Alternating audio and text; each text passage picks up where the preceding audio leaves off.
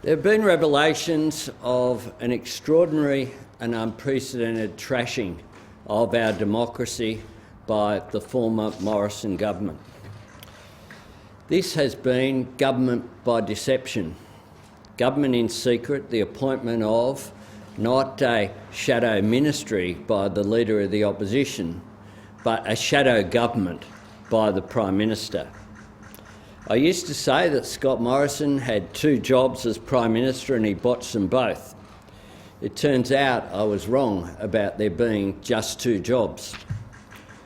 He told us he was a bulldozer and his coalition colleagues just shrugged their shoulders and cheered him on, not in one election, but in two elections.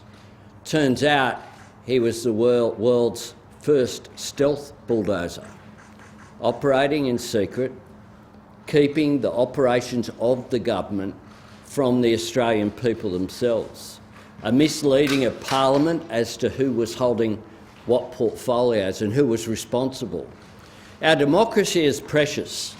We should be very proud of the democracy that we've created here in Australia. But the Westminster system relies upon checks and balances. The former government, Scott Morrison and others who were involved in this, deliberately undermined those checks and balances that are so important and essential for our democracy. I can say that today I've been informed by the Department of Prime Minister and Cabinet that between March 2020 and May 2021, the Prime Minister, Scott Morrison, was appointed to 5 additional portfolios in addition to his appointment as the head of Prime Minister and Cabinet. What has occurred here is also a flow-on, I believe, from the fact that Mr Morrison's colleagues sat back and watched power be centralised within the Morrison government. They ticked off on the arrangements that had Scott Morrison as the only member of a cabinet committee. Now, that was in place for some period of time.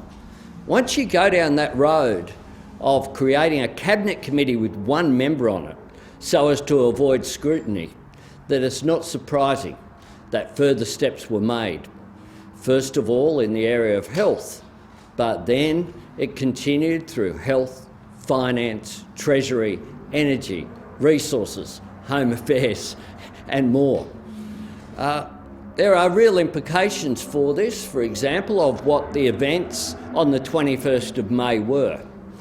Because there we've asked questions about the role of the then Minister for Home Affairs and the announcement by the person we thought was just the Prime Minister, but we know was also responsible for administering the Department of Home Affairs during that shocking breach of government policy and the abuse of the information that was put out there with text messages to millions of Australians in order to try to pervert the result of the election on the 21st of May.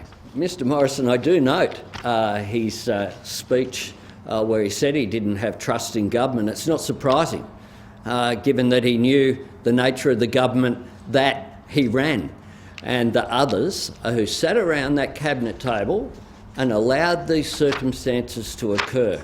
So Mr Morrison has also said that he doesn't partake in day-to-day political activity. It's a very strange comment for a member of the House of Representatives to make, and I think the people of Cook deserves to be represented by someone who is interested in our parliamentary democracy and in day-to-day politics.